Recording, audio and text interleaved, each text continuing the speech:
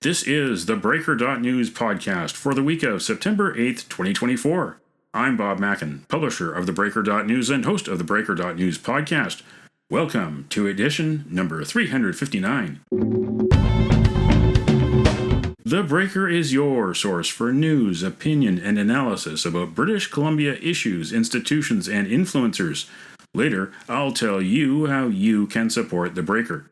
On this edition, headlines from the Pacific Rim and the Pacific Northwest.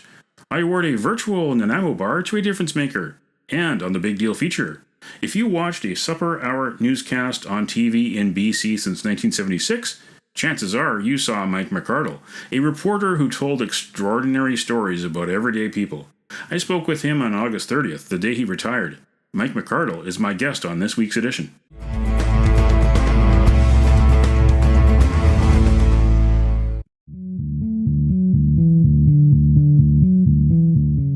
This is the Big Deal feature on the theBreaker.news podcast.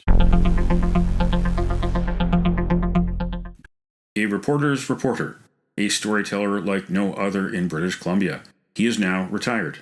Mike McCardell delivered his final last word report on the August 30th edition of CTV News Vancouver at 6.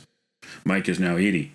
On that final report, recorded at the P&E Fair, he said he can't get up and down stairs like he used to, and it's harder to tell the stories since his wife of 58 years, Valerie, died back in May. After cutting his teeth as a crime reporter in New York, he came with his family to the West Coast in 1973 to work for the Vancouver Sun. 3 years later, he joined BCTV, known today as Global. It was one of North America's top-rated local news stations. He told thousands and thousands of stories, in print and on TV. McCardell also authored 13 books from Harbour Publishing and available at libraries and bookstores around BC. One way to remember him, he said, is to simply meet people, share a conversation, and tell the story about that around the dinner table. I spoke with Mike McCardell on August 30th. Here are highlights of the interview. How do I feel? I feel sad. I feel very, very sad because the highlight of my everyday was finding somebody, being with a camera person. They are all good, and they sometimes wake me up and say, look at that dude over there, a lovable, strange person. And I talk to that person, and if there is something in there, if I can find something, there's always something there, but I can't always find it.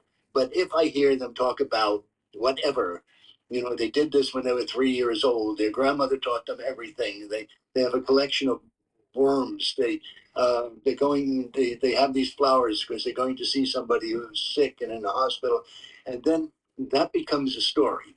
And very simply, then when there's enough of the story, then I go back and put pieces together with an editor who I've never met a bad editor. It's great ones, but and they say, why don't let's start with this. I say let's start with that, and they say no this. And the editor gets her way or his way, and that's a highlight. That's a great life.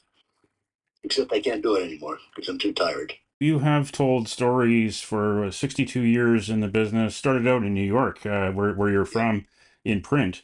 Being a crime reporter in the Big Apple couldn't be a better place to really cut your teeth in journalism and learn how to tell stories. Yeah, I was lucky. I failed everything in high school. I have trouble reading, literally, seriously. I can't read a whole long sentence without forgetting what at the end of it, what was at the beginning. And I have my wife used to hide the old report card she found where every single subject had a red circle on it, and it was failed. But I could see the daily. This teacher would bring in the daily news, which was big time tabloid, but they wrote stories only about crime, corruption, sex, violence. And I could read I could get through the headlines, and they had lots of pictures. New York's picture newspaper, and I thought, boy, I'd like to meet those people, the criminals and the crazy people and the wonderful people and the heroes. And so I told my mother one day in the middle of February. They told everybody in the class, "Okay, you're done. Out, go away." do we graduate? Yeah, we'll talk about that later. My mother said, go to a newspaper. So I went to the New York Times, because that was the Times Square and that's where the subway stopped. And they offered me a job as an outdoor messenger. And it was cold. It's February, New York. It's like Ottawa, uh, Toronto, Montreal. It's cold. I walked across town and just accidentally stood in front of the New York Daily News. And I could read that. And I went inside and they offered me a job as an indoor messenger. So I took that and stayed there more than 10 years. Actually, 12, 13 years, whatever it was. And I went from the mail room up to the city room, and I walked in there, and it was heaven. It was the city room, the newsroom that Hollywood based everything on. Not that one. Every single one in the world was like that. Manual typewriters going click, click, click. People yelling, "Copy boy, copy, get my stuff," and somebody yelling, "How many dead?" And phones ringing and noisy, and uh, everybody seemed to be smoking and drinking. There were containers, paper containers, 1 quart, big ones, of beer on almost every desk, and every drawer had whiskey in it. And that was, just the way it was. And I said, I never want to leave this. It was wonderful. The late 1960s and early 1970s, it was a great time to be a crime reporter in New York City, but a dangerous time to be a New Yorker. Mike said that his wife Valerie had to use her body to protect their 2 children in a playground during a gunfight. Mike himself was violently beaten by thugs and even shot at. He learned about Vancouver in National Geographic. It looked beautiful. I didn't know where Vancouver was. I'm American. I hardly knew what Canada was. I knew it was west of Montreal. I knew Montreal was north of New York. I rented a U-Haul truck for 3 days. 3. I figured 1 day to Montreal, 1 day west, find an apartment, unload the truck, the 3rd day return the truck. Motors running in New York City. An uncle of my wife's came to say goodbye and gave me one of those Automobile Association maps that fold out like an accordion. And I handed it to our son, who gave it to his sister, who gave it to her mother. Mike and his family lived in a tent in White Rock temporarily while he worked for the Vancouver Sun, and while Valerie went looking for an apartment, they eventually found a place to live in North Vancouver. Mike's beat was the Vancouver Police headquarters at 312 Main Street. Another reporter there, Alan Edwards from BCTV, suggested he talk to his boss about reporting for TV. Mike went to work for BCTV in 1976 and was there for 38 years until a management shakeup in 2013 when it was known as Global. CTV picked him up pretty quickly.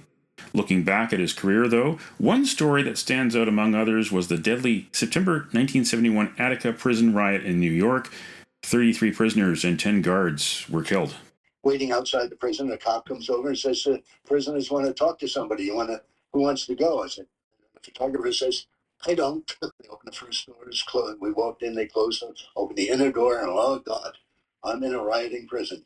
And the first thing is all the prisoners had towels wrapped around their faces and heads for protection, and sharpened broomsticks, and pointed them at my eyes and said, just follow us. And told the photographer, only take a picture when he's told to talk to the hostages. They had some prison guards that were hostages. And I know what hell is like, because that was hell. First the smoke, then the stink, then the screams, um, the catwalks, which are terrifying to be on, but even more so when you got somebody in front of you and behind you with a sharpened broomstick. We got to where they kept the prison guards, and I talked to them. While we're surrounded by these other guys, and they all just said, "Tell our families that we're okay, and just pray for us." I spent the whole night in there. In the morning, they brought us back and let us out, which was good. Outside, the air smelled really nice, and I wrote that story, and it was really, pretty dramatic story. But then, night after that, or 2 nights after that, first time ever, the police kept the reporters back, and I saw the prison, all the other prison guards showing up in winter clothes and in summertime, and with shields, homemade shields of wood or some tabletops is all I remember. And then a police car came up and gave them. They had a lot of them had baseball bats, but they had opened the trunk of one or more police cars and were filled with batons, with still with their cellophane wrappings on them. And they pulled those off, and the baton it's hickory wood, but most of all, it's got lead on the inside. So if you get hit by that, whatever it hits will break and hurt a lot. So I went inside a warehouse across the street from the prison and climbed up and up and up. And I could see over the wall of the prison. I saw the prison guards go in, and I heard a lot of screams. Guards came out. They were dragging prisoners with them, and they had this 2 rows of guards on a loading platform, and they made the prisoners walk between them and beat them. Just beat them. Couldn't blame them. These guys had taken their friends. They beat their prisoners until they were broken. There was nothing left. And they dropped them over the side of this loading platform until their bodies piled up to the height of the platform, which is 4 or 5, 6 feet, not 6 feet, 5 feet off the ground, back of the size of a truck. And I'm watching all this and thinking, there's no cell phones, there's no cameras, there's no nothing. I went downstairs later, and the mayor, John Lindsay, he was the famous New York mayor who was kind of like the Kennedy of the city, and he was having a press conference saying the guards are taking control and there's no retaliation. And I'm in the back and I said, that's not true. So a whole bunch of cameras and microphones turned on me, and I said what I saw. Executives from the Daily News were, at first, reluctant to run such a sensational and controversial story by a young reporter. Then, somebody dropped a bunch of pictures on the photo desk. Unbeknownst to McCardell, a photographer from the Associated Press was one floor above him in the jail, taking photos of everything he saw as the riot unfolded. The story hit the streets, and McCardell became famous in the Big Apple. A grand jury even indicted several guards based on McCardell's story. On his way out of journalism, Mike has simple advice for those who are entering. Avoid press releases and avoid spokespeople, and follow your passion to tell stories. Well, if you want to do it, do it. If you want to write, I want to be a writer. Well, then write. You want to be a reporter, then report. Find any story that you are interested in, and make yourself and just do it. Just learn about it, meet people, write about them, and it can still be crime or peace and love. It can still be science or medicine or botany or everything. Just and and do what you're doing with the podcast. You have stories everywhere, and just it's not easy, but it's never really been easy. The better you get, the more you'll get published. Even if you think it's hopeless, it's not. People, you can do books, you can do, podcasts again, and other stuff that I don't know the names of, but the internet's full of information. And just take a lot of pictures. Pictures are great. You don't have to read them. Thank you for the stories, Mike. We'll miss you.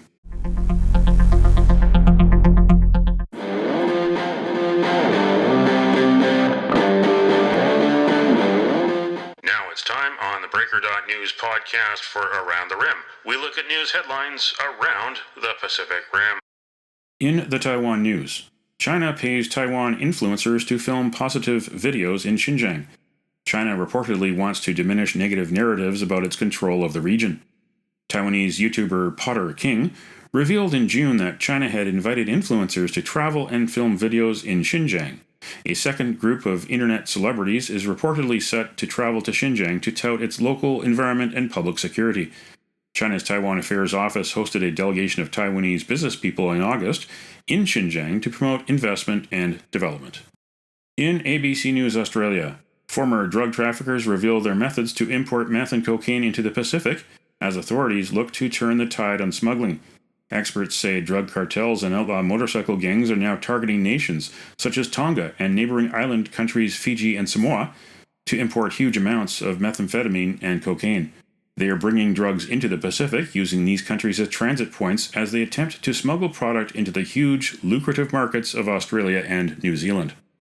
In Kyoto news, China's Xi vows $50 billion of aid for Africa to modernize Global South.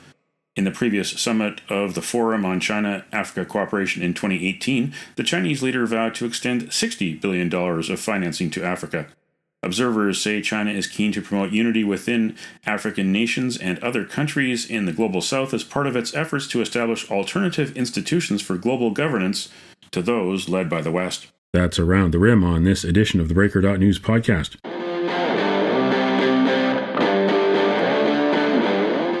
Now it's time on the Breaker.news podcast for Cascadia Calling. We look at news headlines around the Pacific Northwest. In Willamette Week, there's a gulf between the tasks that Portlanders value highest and the ones they think the city does best. A survey conducted in May offers a clue why so many residents are dissatisfied. Oregon Values and Benefits Center found 55% of Portlanders surveyed said they felt the city was on the wrong track, while 27% thought it was moving in the right direction. While 89% of respondents ranked streets, sidewalks, and transportation as the most important service the city provides, it was the top choice. Only 30% of respondents thought the quality of that service was acceptable. In Crosscut, all Seattle Public Library services restored after May cyber attack. The public can now access public computers and all services that had been unavailable since the attack on Memorial Day. Other restored services include Wi-Fi, printing, the online catalog, e-books, and audiobooks. The library is also allowing people to return their books and other physical materials after asking patrons to hold onto them during the outage. And in the Breaker.news, read stories about the latest on the North Shore wastewater treatment plant scandal and Conservative leader John Rustad's ideas to reform BC's broken Freedom of Information system. In the Breaker.news. That's Cascadia Calling on this edition of the Breaker.news podcast. Don't matter what color you are, 'cause love will conquer hate, so you won't stand alone, you won't stand alone.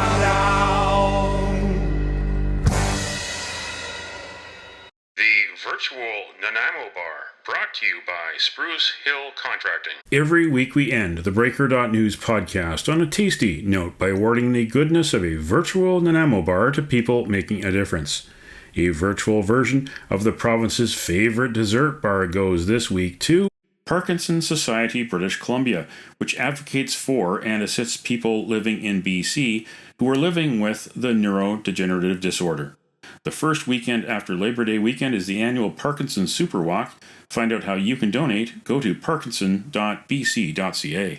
You can nominate someone for a virtual Nanaimo Bar. Send me an email to bob@theBreaker.news. Spruce Hill Contracting, custom homes and renovations. Find more information at sprucehill.ca.